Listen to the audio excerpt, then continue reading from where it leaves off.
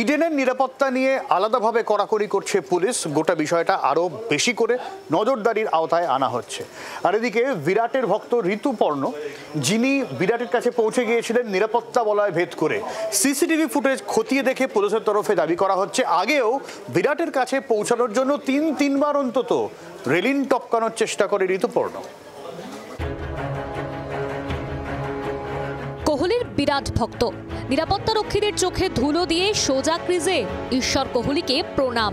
কলকাতা পুলিশের হাতে গ্রেফতার হয়ে বিশেষ শর্তে ব্যাংকশাল কোর্টে জামিন মঞ্জুর। শনিবার আইপিএল এর শুরুর দিন থেকে খবরের শিরোনামে পূর্ব বর্ধমানের বছর 18 যুবক ঋতুপর্ণ পাখিরা। কোন কায়দা নিরাপত্তা রক্ষীদের চোখে ফাঁকি দিয়ে বিরাটের কাছে পৌঁছেছিলেন যুবক? সামনে এবার নয়া তথ্য। পুলিশ সূত্রে খবর, যে ব্লকের টিকিট প্রথমে সেখানেই নির্দিষ্ট সিটে বসেন ঋতুপর্ণ, পরে ভিড়ের মধ্যে ঢুকে পড়েন অন্য ব্লকে। সিসিটিভি ফুটেজে দেখা গিয়েছে অন্তত 3বার তাকে আটকায় পুলিশ, একবার বেরও করে দেওয়া হয় ওই ব্লক থেকে।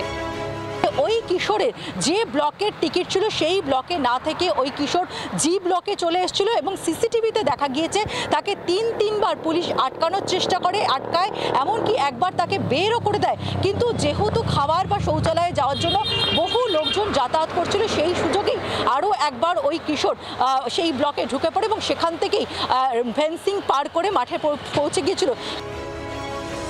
এই ঘটনা থেকে শিক্ষা নিয়ে এবার বাড়তি সতর্ক পুলিশ। সূত্রের খবর, পরবর্তী ম্যাচে নিরাপত্তা ব্যবস্থা পরিবর্তন করবে কলকাতা পুলিশ। কেউ যাতে ক্রিকেটারদের কাছে পৌঁছতে না পারে তা নিশ্চিত করবে পুলিশ। অতীতের একাধিক ঘটনা রিভিউ করা হচ্ছে, নিরাপত্তা ব্যবস্থা নতুনভাবে সাজানো হবে। শনিবারের ঘটনার পর মাঠের নিরাপত্তা নিয়ে প্রশ্ন ওঠে।